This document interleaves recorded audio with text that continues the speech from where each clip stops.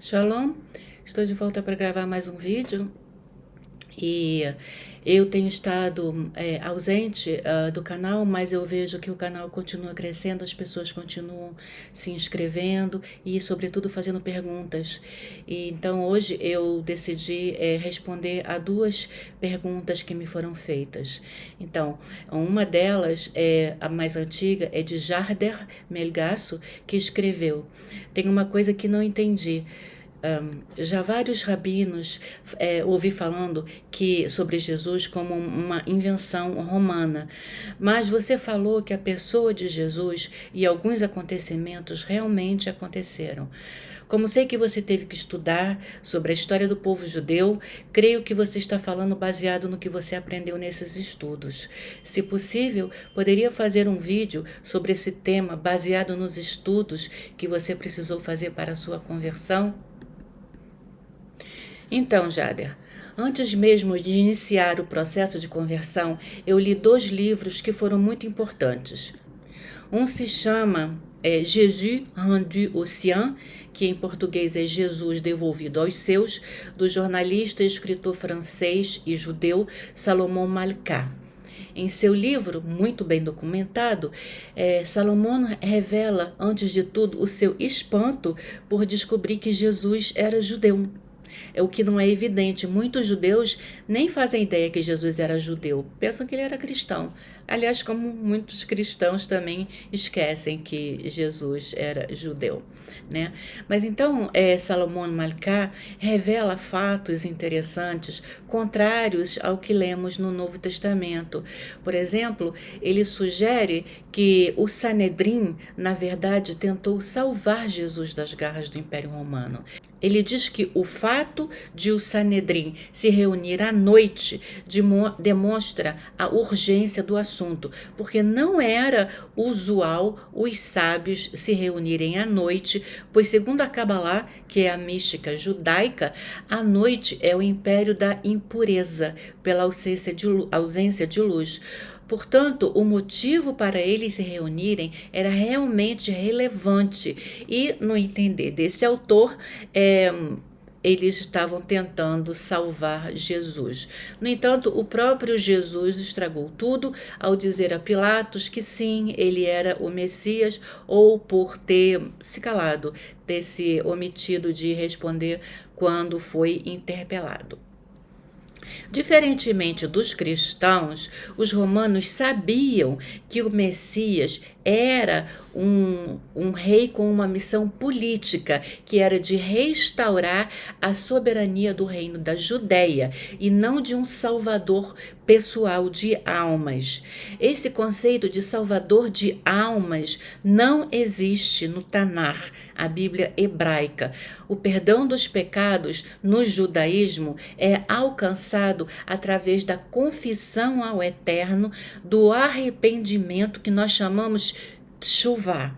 A tshuvá é um processo para a salvação da alma e o perdão dos pecados, que são 3 etapas. O primeiro é reconhecer que pecou. O segundo é se arrepender, pedir perdão a Deus. E o terceiro é se comprometer a não mais cometer aquele tipo de pecado. E isso exige um esforço pessoal. Então, é um trabalho que a pessoa faz nas suas midotes, nos seus traços de caráter, para melhorar aquilo que ela não quer mais, aquele comportamento que ela não quer mais ter. É um processo, não existe mágica, tá? Então, essa é uma grande diferença, e os romanos sabiam que os judeus estavam esperando um Messias político para restaurar a soberania do reino da Judéia, né?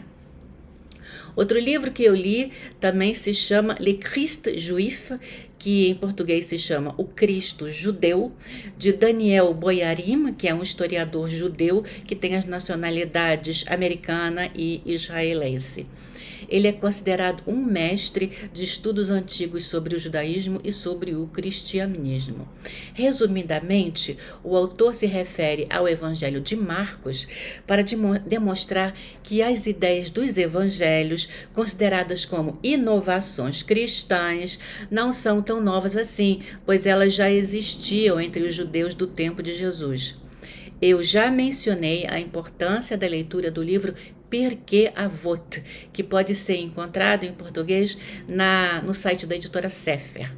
No Pirkei Avot, o leitor vai identificar as origens dos ensinamentos de Jesus e até mesmo a sua maneira de se expressar, como na verdade vos digo, ou a quem compararei essa geração, e outras expressões que os sábios da época usavam e que Jesus usava também, fazendo muitos estudiosos judeus do cristianismo de hoje em dia acharem que Jesus, na verdade, era um fariseu, porque esses ensinamentos de Jesus, na verdade, são os ensinamentos dos fariseus.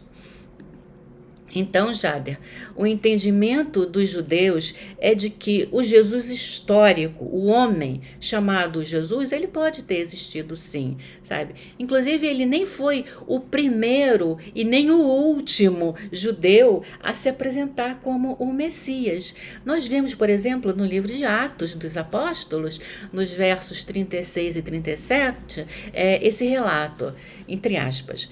Porque antes desses dias levantou-se Teudas, dizendo ser alguém, e a este se ajuntou o número de uns 400 homens, o qual foi morto, e todos os que lhe deram ouvidos foram dispersos e reduzidos a nada.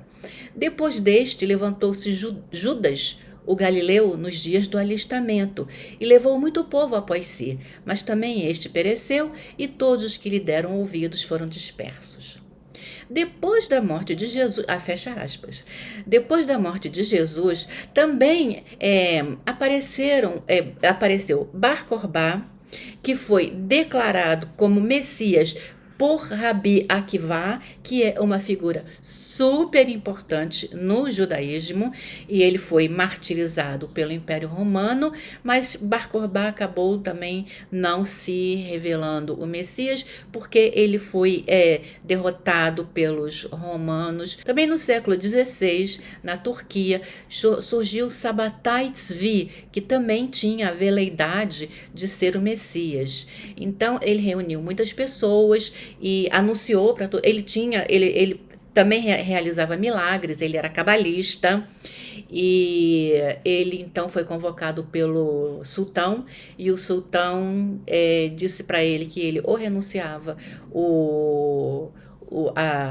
a expectativa dele de ser o Messias, ou ele e se convertia ao Islã, ou ele seria assassinado. Ele preferiu se converter ao Islã.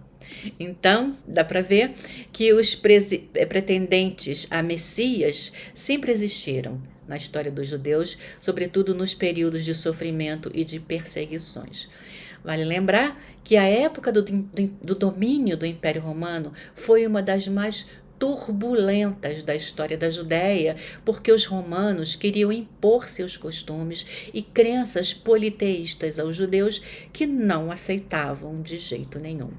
Os fariseus e os saduceus não queriam confusão com os romanos, mas por motivos diferentes. Ou seja, os fariseus reconheciam o domínio romano como um decreto divino pelos pecados do próprio povo e consideravam mais importante, então, o povo justamente fazer tshuvá, se concentrar no estudo da Torá e deixar essa onda de opressão romana passar. Esse era o pensamento dos fariseus.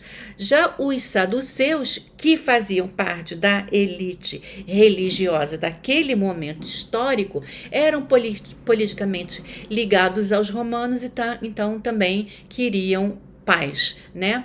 Os que pegaram em armas e inflamaram o país foram os zelotes. Zelote significa fanático, e os sicários, que era também uma seita Mas eles eram, na verdade, terroristas. Eles andavam com armas escondidas no meio dos panos das roupas deles e matavam indistintamente romanos e judeus que eles consideravam aliados dos romanos. Então, Jader, não é incompatível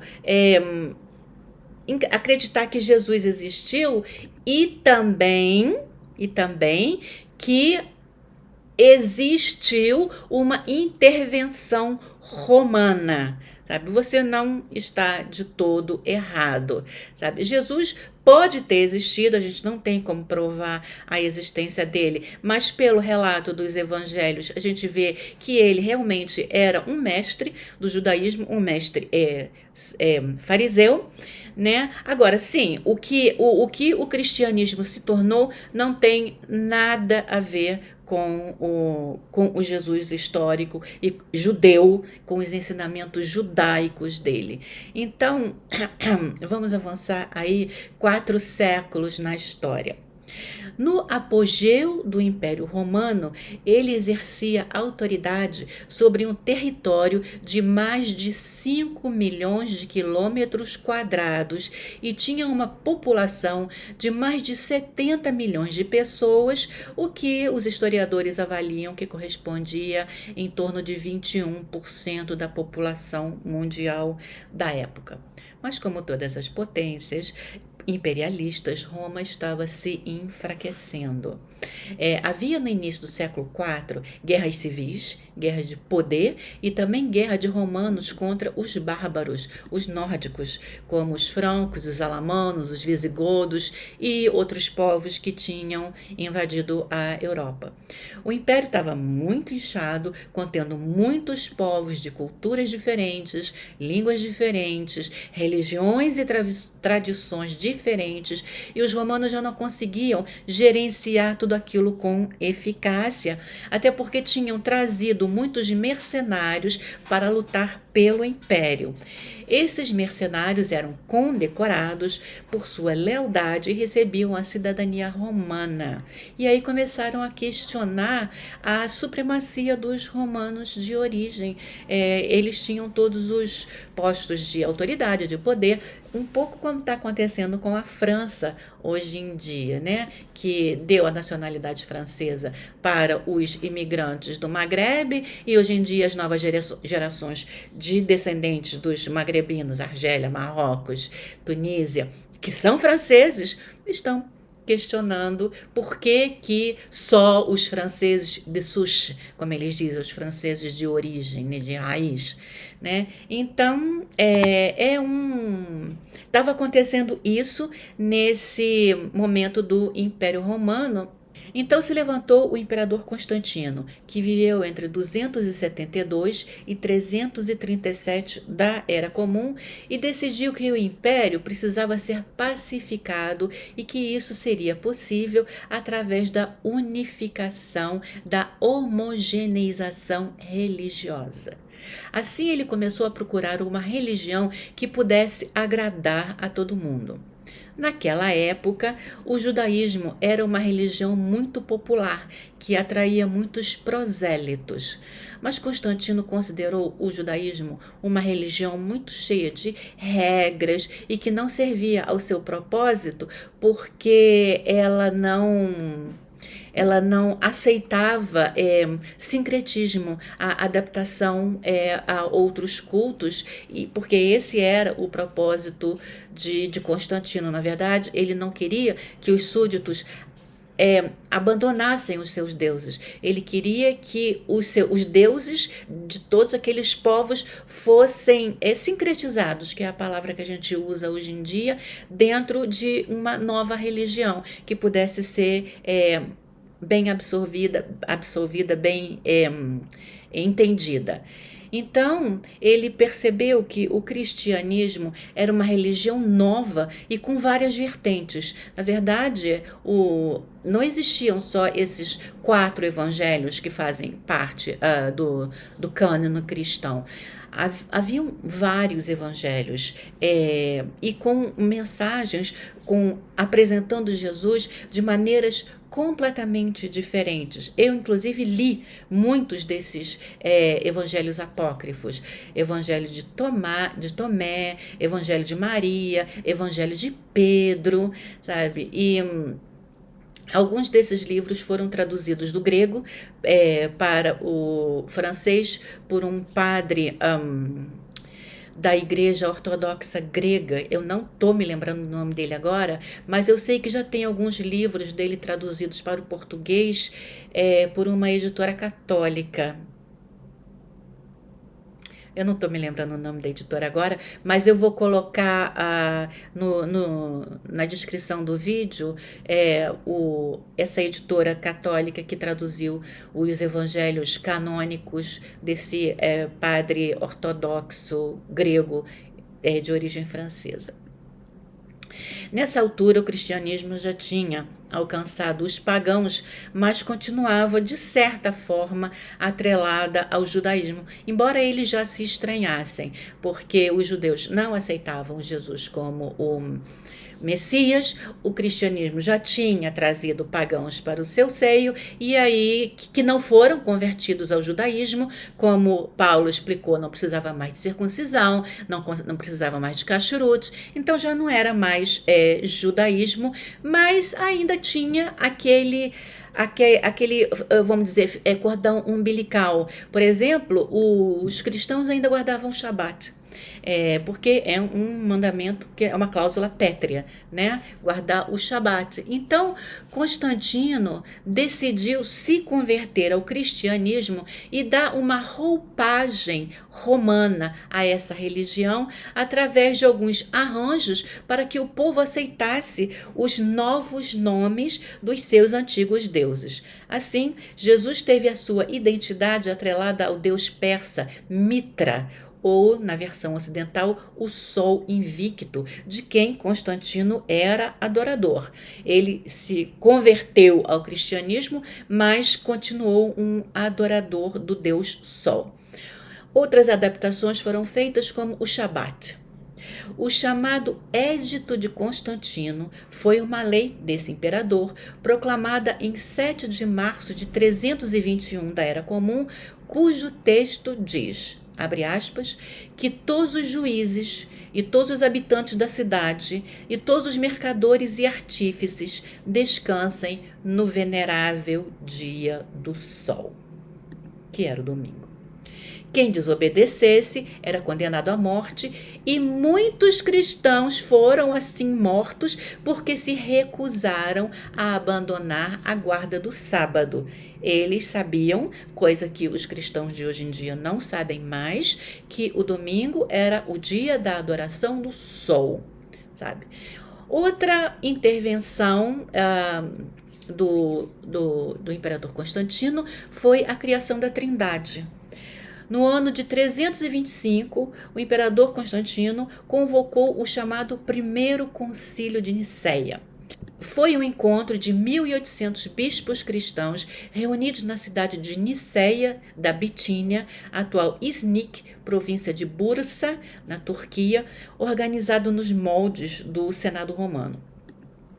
O concílio foi a primeira tentativa de alcançar um consenso na igreja que, como eu já disse, tinha várias vertentes, cada qual com seu próprio evangelho e com conteúdos divergentes e até contraditórios. Nesse encontro foram discutidos, entre outros assuntos, a natureza divina de Jesus e a sua relação com Deus.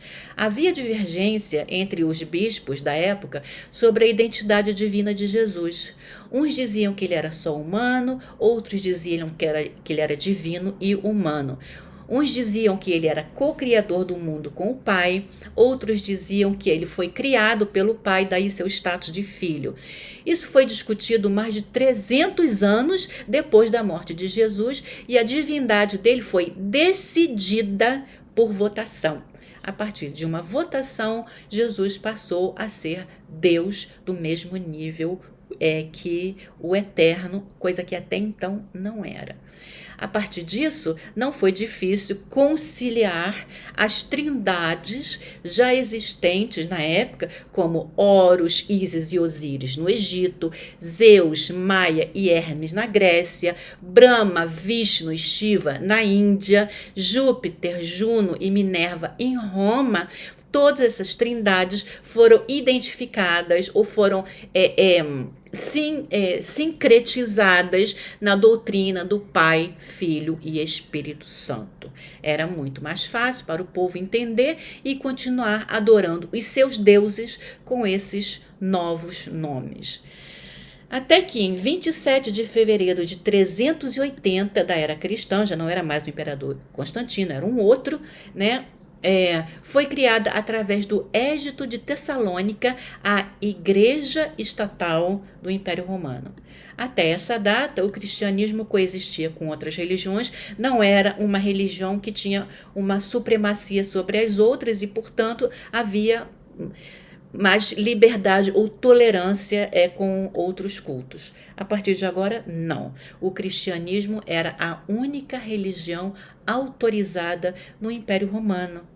E, com o passar dos séculos, aqueles deuses que deram origem à doutrina da Trindade cristã foram esquecidos. Mas tem mais. Muitas práticas cristãs foram influenciadas pela hierarquia religiosa romana e por aspectos dos rituais romanos, e muitas dessas práticas sobreviveram através dos festivais e tradições locais cristãs até o dia de hoje, por exemplo, o Natal. Havia na Roma Antiga um festival chamado Saturnália, em honra ao deus Saturno, que durava 7 dias e se estendia até o dia 25 de dezembro. Esse dia era celebrado com um sacrifício no templo de Saturno, que ficava no Fórum Romano, com um banquete público, seguido de troca de presentes em privados e uma festa numa atmosfera de carnaval. Com o passar dos séculos, muitos e muitos outros costumes pagãos foram incorporados ao cristianismo, como, por exemplo, a árvore de Natal, extraída da tradição nórdica de pendurar nos pinheiros cabeças de bebês sacrificados ao deus Odin. Então, essas bolas de Natal que a gente vê, na origem, eram cabeças de bebês sacrificados a um deus pagão. Depois surgiram as festas divinas, com a malhação dos Judas, que nada mais é um linchamento simbólico dos judeus, e por aí vai. Então, não existe contradição entre a existência de um homem chamado Jesus e a invenção do cristianismo pelo Império Romano. Agora, eu também quero fazer umas perguntas para vocês que estão assistindo esse vídeo. Imagina que o Jesus histórico, aquele Jesus que viveu 2000 anos atrás, aparecesse hoje, ressuscitasse. Para que país ele iria? Para os Estados Unidos, para a França, para o Brasil ou para Israel? Que língua ele falaria? O inglês ou o hebraico? Ele seria entendido pelos judeus de hoje? A língua hebraica, ele entenderia os judeus de hoje? Sim. Chegando em Jerusalém, ele não encontraria o templo e perguntaria onde poderia adorar Deus. Ele iria a uma igreja ou a uma sinagoga? Para vocês pensarem.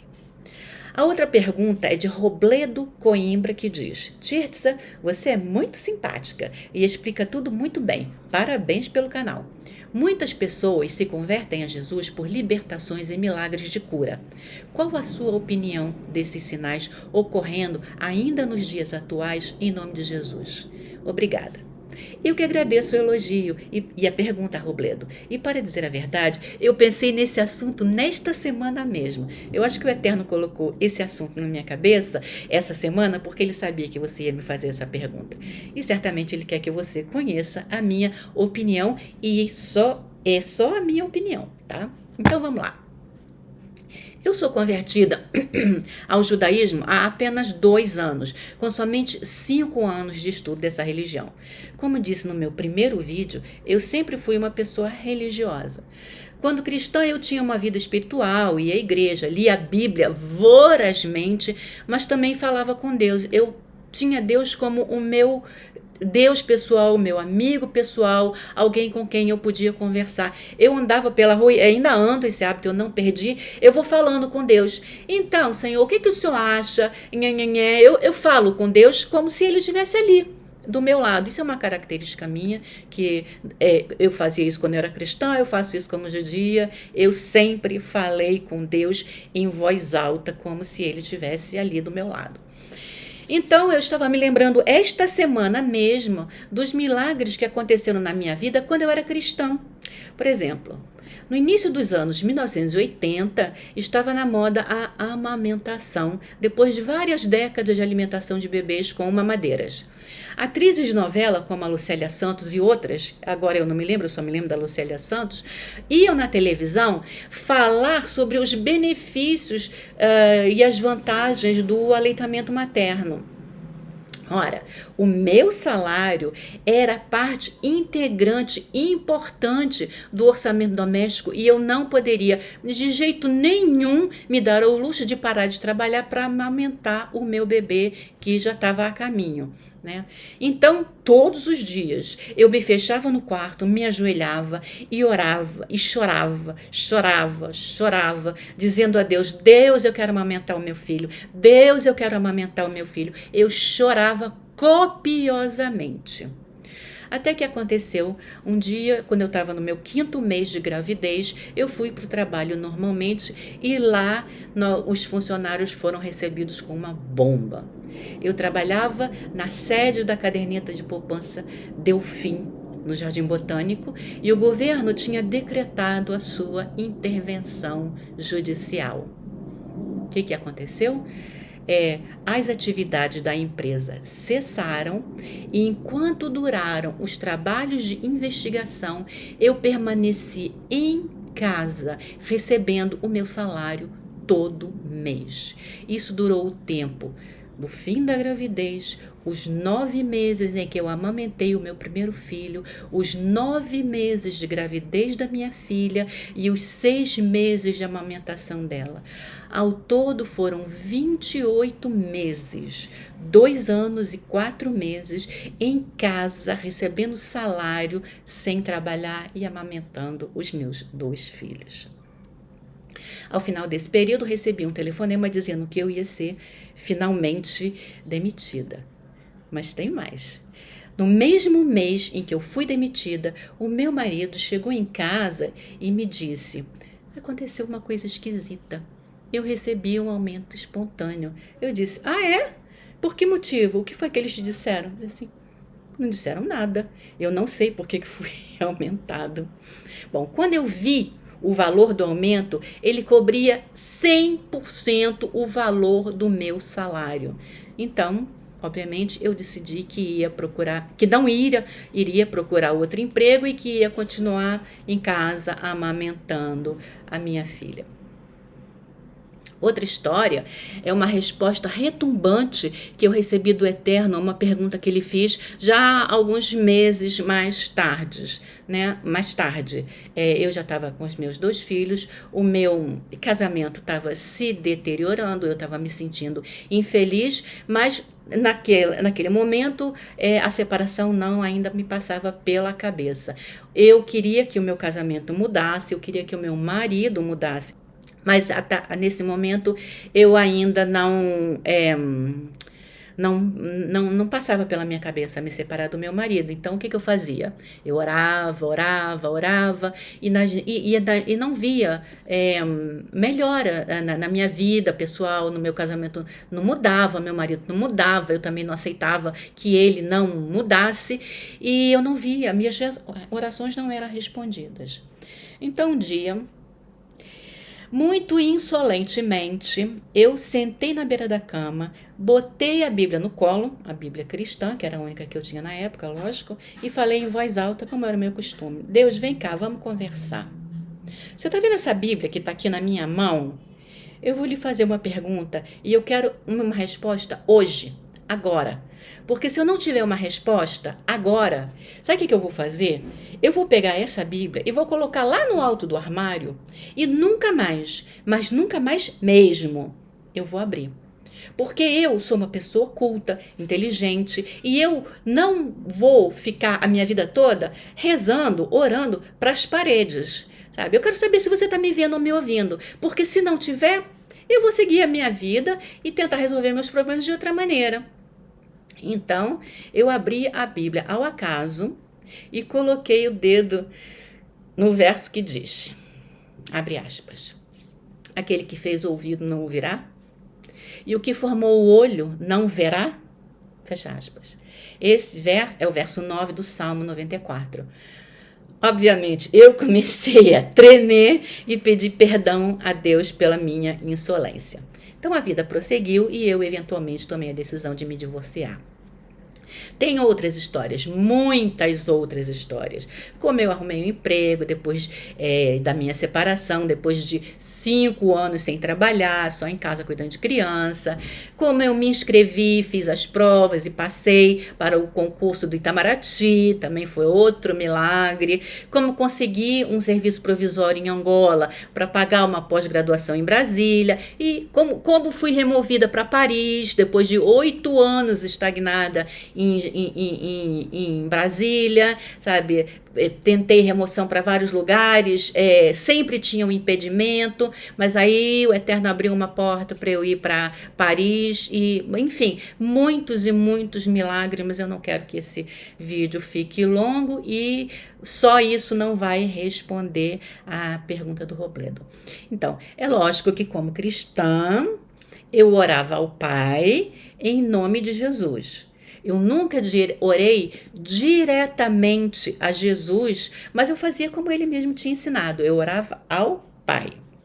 E então, Robledo, esta semana, antes de receber a sua pergunta, eu estava relembrando essas coisas e refletindo. E o meu pensamento, a minha conclusão é a seguinte: Deus, afinal, é o Deus de toda a carne, como a gente lê em Jeremias 32 e 27. Deus não tem religião. Deus não é judeu, não é cristão, nem muçulmano, nem hinduísta, nem de nenhum outro culto humano. Deus está acima de tudo isso. A religião existe para nós humanos nos organizarmos a nossa maneira de adorar a Deus e de servi-lo. O que move Deus, o que faz Deus se inclinar para ouvir o homem é a fé, mas, sobretudo, as ações humanas. Uma pessoa que teme a Deus de qualquer religião vai procurar fazer o bem, ajudar o próximo, vai ser bondoso, caridoso, cumpridor das regras, honesto. É natural de quem ama a Deus, não importa a religião. Milagres, curas, transformações de vida existem em todas as religiões. O judaísmo está repleto de histórias de milagres. O cristianismo também, tanto o cristianismo evangélico como o católico. Falando em catolicismo, eu me lembro dos êxtases de Santa Teresa de Ávila na Espanha medieval. Eu li vários dos livros dela, sabe? Uma vida totalmente devotada a Deus e a Jesus, por quem ela era até apaixonada. Um detalhe da vida de Santa Teresa, que não vem ao caso, é só detalhe, é só história. Ela tinha um ciúme de Maria Madalena, porque Maria Madalena conhecia Jesus pessoalmente, e ela não, ela tinha muito ciúme de Maria Madalena, isso é um detalhe, mas ela era uma mulher muito espiritual. E também no hinduísmo acontecem muitos milagres. Eu li o livro A Autobiografia de um Yogi, do Swami Paramahansa Yogananda, e lendo aquele livro, parecia um evangélico contando os milagres que aconteceram com ele desde pequenininho. Então, uma característica é ele era um menino de fé desde criança. Teresa de Ávila também, sabe? Eu também. Várias pessoas, como vocês, também devem ter tido esse questionamento sobre Deus desde criança, sabe? Porque a gente já nasce com essa vontade de Deus, sabe? Então, desde criança, essas pessoas já tinham uma atração por Deus. Agora, intelectualmente, eu tive problemas para me conformar ao cristianismo. Eu já expliquei isso nos meus primeiros vídeos e a primeira parte desse vídeo também serve como uma explicação porque eu não poderia mais continuar sendo cristã. Além de tudo, eu também já contei, acho que no meu primeiro vídeo também, o quanto depois que eu renunciei ao cristianismo, eu disse, não, essa não é uma religião carré, séria, ela é como dizem em francês, né, pièce montée, a tradução literal é peça montada, mas uma colcha de retalhos, sabe? Que o cristianismo para mim é isso, uma colcha de retalhos. E também eu me senti atraída pelo hinduísmo e li muito, estudei muito sobre hinduísmo também. Eu li o Bhagavad Gita, que é uma espécie da Bíblia do hinduísmo, e no Bhagavad Gita eu me deparei com uma passagem impressionante, sabe? O livro é um diálogo entre o humano Arjuna e o semideus Krishna. Em dado momento, Krishna diz para Arjuna, que olha só que coisa interessante, que Deus é um só, Deus é um. Mas ele entende a necessidade humana de ver, de tocar a divindade. Deus entende a necessidade humana de fazer representações, porque o homem é matéria e ele não consegue conceber um Deus invisível. Deus sabe o quanto é difícil para o homem que vive no mundo da matéria falar com alguém que ele não vê, ele sabe. Isso na fala de Krishna. Que quando a pessoa está orando para um ídolo, a pessoa tem consciência, a pessoa sabe que naquela imagem não tem nada. No fundo, ela está se endereçando ao espírito que ela não pode ver, que é Deus ele mesmo. Quando eu li isso pela primeira vez, fez muito sentido para mim. E ainda hoje faz sentido. Menos para os judeus. Os judeus receberam a Torá no Monte Sinai fumegando. Nós nem podemos imaginar como foi aquela cena. Imagina uma montanha pegando fogo, saindo raios e trovões e, além de tudo, saindo uma voz impressionante, que eu acho que nunca nenhum outro ser humano ouviu, que diz... Ani Adonai Elohecha, Asher Hotzotecha mi Eretz Mitzrayim. Eu sou o Deus, o Eterno, o teu Deus que te tirei da casa do Egito. Não terás outros deuses diante de mim. Eu tive num seminário na sinagoga no último domingo, a propósito do jejum de Tisha B'Av, que é hoje. A gente está jejuando hoje, e o nome do seminário era Todos os Caminhos Levam a Jerusalém, contando a história de Jerusalém desde os tempos imemoriais até os dias de hoje, essa crise política que a gente está vivendo aqui em Israel. Mas, obviamente, passou pela Babilônia, que foi a destruição do primeiro templo, pelo Império Romano, que foi a destruição do segundo templo, e nós tivemos 5 palestrantes, e um deles falou que era um estudioso, lógico, que quando o imperador, na época ele ainda era general, quando o general Tito entrou no templo de Jerusalém, antes de botar fogo no templo, ele disse, mas cadê o Deus dos judeus? E ele saiu dizendo, não, eles são ateus, eles não acreditam em Deus, não tem nada lá dentro, sabe? Ele achou que os judeus eram ateus.